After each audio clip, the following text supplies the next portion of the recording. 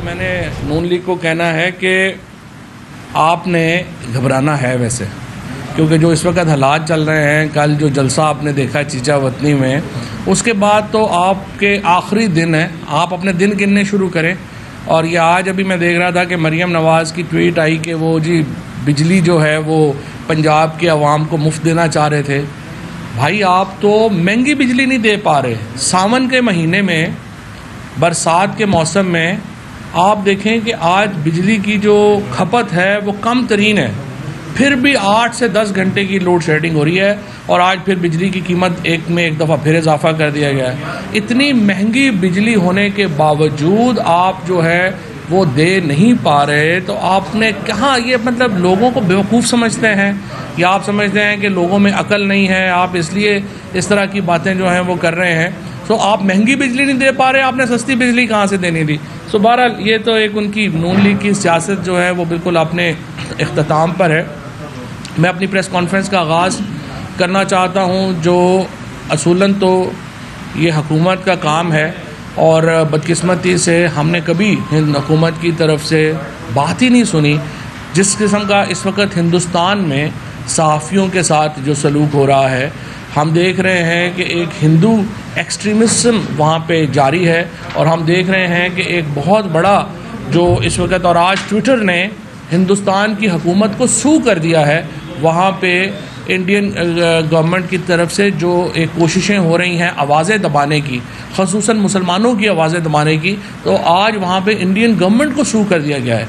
अगर नहीं कोई बात कर रहा इसके ऊपर, तो वो हमारी हुकूमत नहीं कर रही। यहाँ पे इनकी बातें सुन लें, जब वो 6 लोग जो हैं वो मेंढकों की तरह टर करेंगे, लेकिन कभी एक लफ्ज़ इनका जो है वो इन एट्रॉसिटीज़ के ऊपर, इस मुजालम के ऊपर जो हिंदुस्तान में मुसलमानों के ऊपर ढाई जा रही है, एक लफ्ज़ इनके मुंह से नहीं निकलता।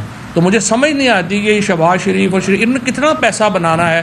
हर इंडियन बिजनेसमैन से इनका ताल्लुक़ है, हर जो 2 नंबर आदमी दुनिया में है वो इनका बिज़नेस पार्टनर बना हुआ है। और ये इसके ऊपर जो है वो पूरी पाकिस्तान की जो बयानिया है, पूरा पाकिस्तान का जो नैरेटिव है, उसको तबाह बर्बाद करके इन्होंने रख दिया। और ऊपर से वो बिलावल जो इन्होंने लगा दिया, हमारा वज़ीर ख़ारजा अंडर ट्रेनिंग, वो कह रहा है हमने हिंदुस्तान से अपने ताल्लुकात इकॉनमी के बहाल करने चाहिए। भाई जो जुल्म वहाँ पे हो रहा है उस पर तो पहले बात करो, फिर उसके बाद जो है वो बात जो भी आएगी वो करेंगे। ताल्लुकात बेहतर करने को पाकिस्तान तैयार है, लेकिन उधर से भी तो कोई तैयार हो ना। ये तो नहीं कि हमारे वहाँ पे मुसलमानों को, फिर वहाँ पे मसीहों को, वहाँ पे अक़लियतों के ऊपर जुल्म के पहाड़ तोड़े जा रहे हैं, और हमारे वज़ीर ख़ारजा और वज़ीर आज़म बेचैन है कि किसी तरीके से मोदी साहब की खुशनुदी हासिल हो जाए। तो बहुत ही मैं समझता हूँ कि एक बेशरम किस्म के लोग इस वक्त पाकिस्तान के ऊपर हुक्मरान हैं। बहरहाल तहरीक इंसाफ अवाम की नुमाइंदगी करते हुए इस सारे मामले के ऊपर जो है वो सख्त अपना प्रोटेस्ट लॉन्च करना चाहती है। अगर आपने बात करनी है, प्लीज़ बाहर हो जाए। अगर आपने जो है वो ये जिस तरीके से ये खुशनुदी की कोशिशें हो रही हैं, हम उसको बिल्कुल मुस्तरद करते हैं और पाकिस्तान के अवाम की नुमाइंदगी करते हुए पाकिस्तान तहरीक इंसाफ हिंदुस्तान की मौजूदा हुकूमत को हम ये बावर कराना चाहते हैं कि दुनिया का हर मुसलमान और ख़ुसूसन पाकिस्तान की तमाम शहरी जो हैं वो आपके इस रवैये की शदीद मज़म्मत करते हैं। अच्छा जी, अब आइए कि हिंदुस्तान में तो सहाफ़ियों पे जो हो रहा है, पाकिस्तान में ये फ़ाशिस्ट हुकूमत जो कर रही है वो भी किसी से कम नहीं है। इमरान रियाज़ ख़ान को जिस तरीके से रात को आपने देखा कि एक अदालत से दूसरी अदालत, दूसरी अदालत से तीसरी अदालत लेके जाया गया, और हर जज ने सिर्फ एक ही कहा, मेरा अख्तियार नहीं है, मेरा अख्तियार नहीं है, मेरा अख्तियार नहीं है।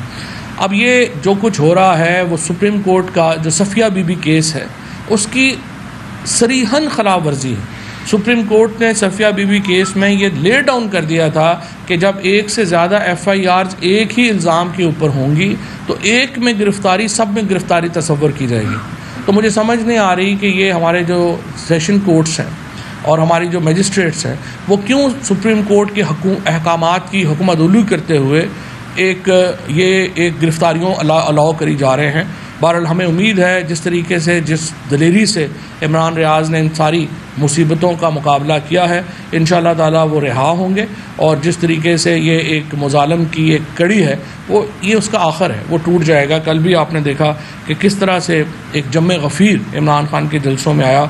इसके ऊपर भी मैं सुप्रीम कोर्ट को भी मैं रिक्वेस्ट करना चाहता हूँ कि ये सफ़िया बीबी केस जो है उसको इम्प्लीमेंट किया जाए और ये जो केसेस हैं कि एक ही आदमी के ऊपर एक ही इल्ज़ाम में 50-50 थानों में जो FIRs हैं, इस सिलसिले को ख़त्म किया जाए और इमरान रियाज को फौरी तौर के ऊपर जो है वो रिहा किया जाए। तीसरी जो इम्पोर्टेंट बात इसके ऊपर मैं बात करना चाहता हूँ, 4 दिनों से हम ये सवाल रेज़ कर रहे हैं कि सिगरेट के जो इंडस्ट्री है उसको जो आली तरीन रिप्रेजेंट करते हैं जो मरियम औरंगज़ेब के खामन हैं, ये सीधा सीधा कॉन्फ्लिक्ट ऑफ इंटरेस्ट का केस है। सो सवाल ये है कि मरियम औरंगज़ेब उसका जवाब क्यों नहीं दे रही। और ये भी एक अलहदा बात है कि उनसे प्रेस कॉन्फ्रेंस में जो हमारे सहाफ़ी कोई दोस्त जाते हैं वहाँ पे सवाल हुआ भी नहीं। वही बड़ी कंट्रोल्ड किस्म की प्रेस कॉन्फ्रेंसेस अगर उन्होंने करनी है तो वो तो उनकी मर्ज़ी है।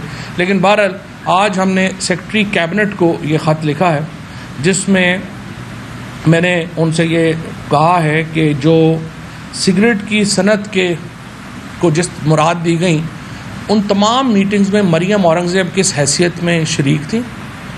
नंबर 2, उन्होंने उसके ऊपर क्या स्टैंड लिया, क्या उन्होंने इन मीटिंग से ख़ुद को रिक्यूज़ किया और अगर नहीं किया तो क्या ये कॉन्फ्लिक्ट इंटरेस्ट है या नहीं है।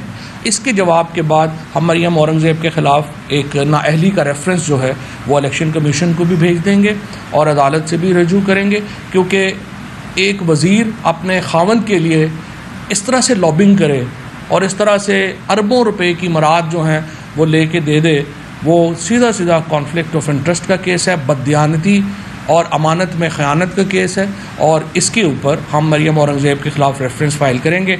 आज हमने पहले मरहले में सेक्रेटरी कैबिनेट को लिखा है कि वो इसका जवाब दें कि क्या बजट की मीटिंग्स में उन्होंने ख़ुद को रिक्यूज़ किया था या नहीं किया था। हमें तो याद है मरियम नवाज़ ने कहा था वो 2-2 बजे बैठ के 2-2 बजे रात तक बजट पे काम कर रही हैं, तो उस पे जितनी उन्होंने मेहनत की मरियम औरंगज़ेब ने वो अब हमारे सामने है, जिसके नतीजे में मरियम औरंगज़ेब की मेहनत के नतीजे में आज सिगरेट इंडस्ट्री को अरबों रुपए का जो टैक्स छूट दी गई और जिसके नतीजे में दुनिया में आज पाकिस्तान एक मजाक बन गया है कि जहां दुनिया में तंबाकू के ऊपर टैक्सेस बढ़ाए जा रहे हैं, जहाँ दुनिया में सिगरेट के ख़िलाफ़ एक पूरी मुहिम चलाई जा रही है, वहाँ पे पाकिस्तान वो वाहिद मुल्क है जो टोबैको को और सिगरेट को इनकरेज कर रहा है। और ये हुकूमत वो वाहिद हुकूमत है दुनिया में जो टोबैको के ऊपर जो है वो टैक्स रिलैक्स कर रही है। और अभी तक 4 दिनों के बाद भी मरियम औरंगज़ेब की तरफ से इसका कोई जवाब नहीं आया, जिससे ज़ाहिर है कि वो चोर है और चोर और उसका उनके पास कोई जवाब है नहीं। और इंशाअल्लाह ताला हम इस पर फर्दर जो है वो प्रोब भी करेंगे। फ़रा बीबी की इनको जो है वो 10 करोड़ की करप्शन बड़ी लगती है, अपनी जो अरबों रुपए की करप्शन है उसका भी जवाब दे, जिसके ऊपर एलिगेशन है वो जवाब दे। और मैं कहूँगा मरियम औरंगज़ेब को और उनके खामन को, आली तरीन को भी कहूँगा वो ज़रा तशरीफ़ लाएँ और मीडिया में और इन सवालों के जवाब दें कि क्या वो लॉबी कर रहे हैं और इस रीजन के इंचार्ज हैं पाकिस्तान टोबैको कंपनी के या नहीं हैं, और किस तरह से उन्होंने इस कैबिनेट के अंदर ये लॉबी की और सिगरेट इंडस्ट्री को अरबों रुपए का प्रॉफिट जो है वो लेके दिया। तीसरा स्कैंडल जो इस वक्त बिल्कुल हमारे सामने हो रहा है वो सोलर पैनल, सोलर का है। 50 अरब रुपए का प्रोजेक्ट, कोई उसमें सूबों की कंसल्टेशन के बग़ैर कह रहे हैं कि हम सोलर पॉलिसी देने वाले हैं। वज़ीर आज़म हाउस को, बाकियों को जो है वो कह रहे हैं कि अगले ही महीने जो है वो सोलर पैनल के ऊपर, सोलर के ऊपर जो है वो किया जाए। सोलर एनर्जी के ऊपर कन्वर्जन बड़ी ज़बरदस्त है और उसमें कोई शुबा नहीं है कि जो फ्यूचर है उसमें सोलर एनर्जी जो है वो एक बड़ी की एनर्जी होगी। लेकिन ये नहीं हो सकता कि शरीफ फैमिली जब भी इक़्तिदार में आए अरबों रुपया लूटे और मुल्क से बाहर चली जाए और हम सारे मुँह देखते रह जाएँ। जब भी ये इक़्तिदार में पहले बार आए इन्होंने पैसे लूटे, ये लंदन चले गए, इनको NRO 1 मिल गया। उसके बाद ये इक़्तिदार में आए इन्होंने फिर पैसे लूटे, ये बाहर चले गए और अब NRO 2 इनको मिल गया, और अब ये तीसरी दफ़ा भी पैसे लूटेंगे और मुल्क से बाहर चले जाएंगे। सो ये एक सोलर का जो स्कैंडल है ये हमारे सामने हो रहा है और मैं समझता हूँ कि इसके ऊपर भी अदालतों को फौरी नोटिस लेना चाहिए।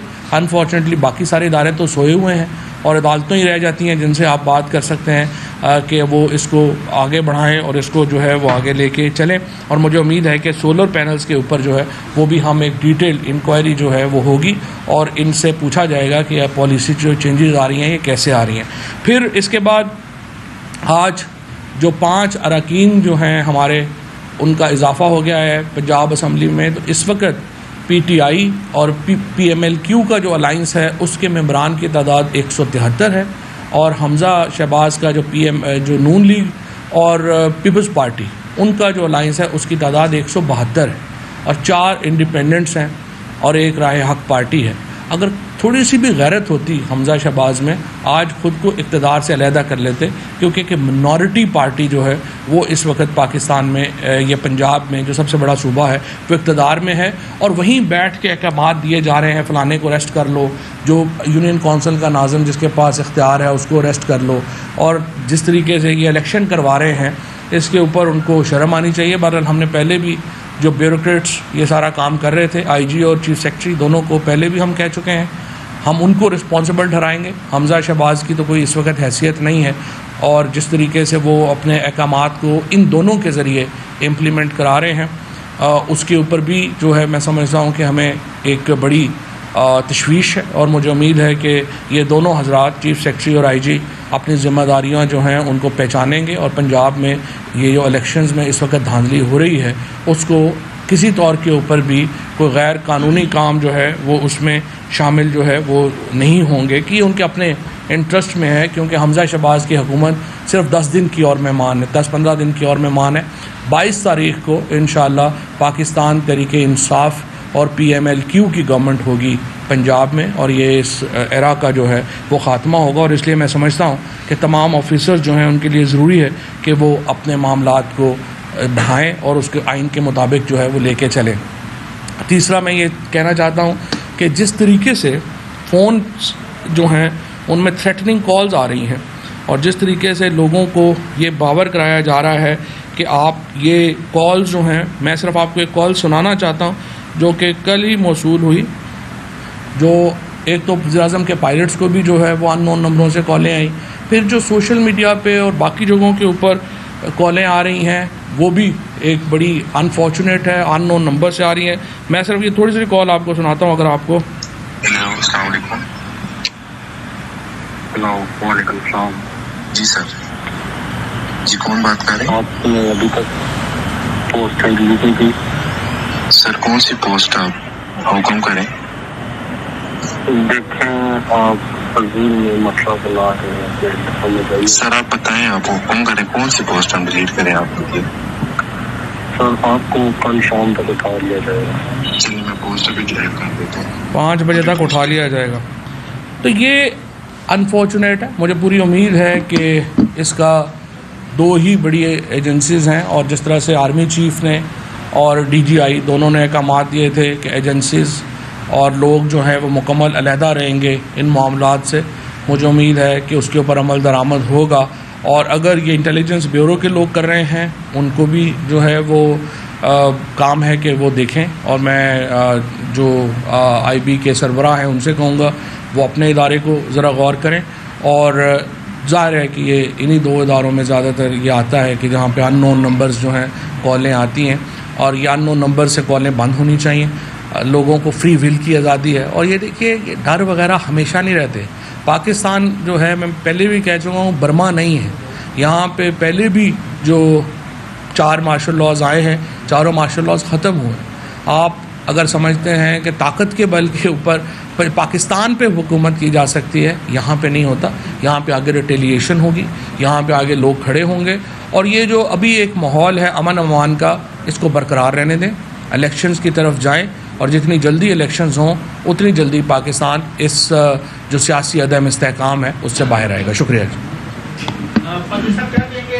इमरान खान साहब ने भी कल कहा है कि फील्डिंग सख्त करनी पड़ेगी, वक्त बड़ा कम है और फील्डिंग जिनके बारे में बार-बार इशारा करते हैं उनके साथ मैच पड़ेगा। तो क्या एक्सपेक्ट कर रहे हैं कि कितना एक्सपेक्टेशन है कि जो अगर फील्डिंग अच्छी हुई तो कितनी सीटें आपकी जाएगी? देखिए इस वक्त तो मैं आपको बताऊं कि 20 सीटों के ऊपर इलेक्शन हो रहा है। सबसे पहले तो मैं आपके सवाल के जवाब में एक नुक्ता जो मैं भूल गया था वो मैं कर रहा हूँ कि कल इंशाल्लाह ये जो 19-20 में से जो 19 कैंडिडेट्स हैं, एक अलीम खान इलेक्शन नहीं लड़ रहे लिहाजा उनके ख़िलाफ़ नहीं, लेकिन जो 19 कैंडिडेट्स हैं उनके लिए हम हाई कोर्ट जा रहे हैं कि आर्टिकल 63 के तहत ये क्वालिफाइड नहीं है इलेक्शन लड़ने के, लिहाजा इन सब को नाअहल करार दिया जाए, क्योंकि ये सारे लोटे और बेज़मीर हैं और सुप्रीम कोर्ट ने पहले ही कह दिया। सो इन 19 उम्मीदवारों को नाअहल करार दे दिया जाए, ये हम इसके लिए हाई कोर्ट जा रहे हैं। इसके अलावा भी मैं आपको बताऊं कि जिस वक्त नून लीग का प्रॉब्लम ये है कि नून लीग ने दिए हैं लोटों को टिकट, लिहाजा नून लीग के जो वर्कर्स हैं वो इन लोटों को वोट देने के लिए तैयार नहीं है, लिहाजा जो पीटीआई का जो ज़्यादातर मुकाबला है वो आज़ाद उम्मीदवारों से हो रहा है, जहाँ पे हम ज़्यादातर जगहों के ऊपर आज़ाद उम्मीदवार वर्सेस पीटीआई है। सो इंशाल्लाह आप देखेंगे कि इंतखाबात में पीटीआई सबसे ज़्यादा नशिस्तें लेगी, फिर आज़ाद उम्मीदवार होंगे और फिर पीएमएलएन के लोग होंगे। अच्छा सर, ये बताएं कि गद्दारी के मुकदमा की बड़ी बातचीत सुनाई दे रही है। अब से कुछ देर पहले गद्दारी का मुकदमा दर्ज करने के लिए एक एप्लीकेशन इस्लामाबाद के थाने में मूव हुई है चेयरमैन पीटीआई इमरान खान के खिलाफ, अगर और वो भी आपकी साबित कोलीग आशा की तरफ से, तो अगर कोई ऐसी अटैम्प्ट होती है गद्दारी का मुकदमा कायम किया जाता है। देखिए मेरा नहीं ख्याल कोई इस नहज पे जाएगा। 155 नशिस्तें अगर पार्टी की हैं और वो पार्टी मुल्क की अक्सरियत ही गद्दार है तो फिर वो मुल्क क्या होगा, मुल्क होगा तो मजाक होगा। तो मेरा ख्याल है वो ये जो गुलालाई वगैरह तो अपनी ऐसी एक लाइन की ख़बर के लिए ये लोग तो कुछ भी कर सकते हैं, सो इनकी कोई हैसियत अहमियत नहीं। आपने हमजा शहबाज के बारे में बताया था कि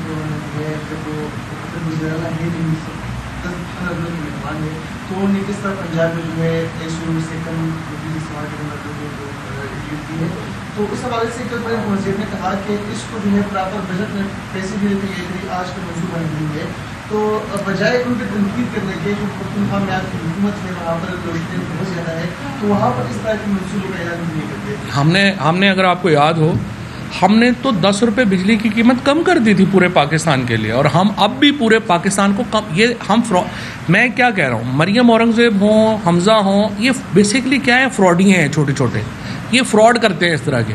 मसलन आप बताइए मुझे कि 100 यूनिट की जो बिजली है, 100 यूनिट का क्या मतलब है? 100 यूनिट का मतलब है कि अगर आप एक बल्ब भी महीना जलाते हैं रात को आपके 100 यूनिट पूरे हो जाते हैं।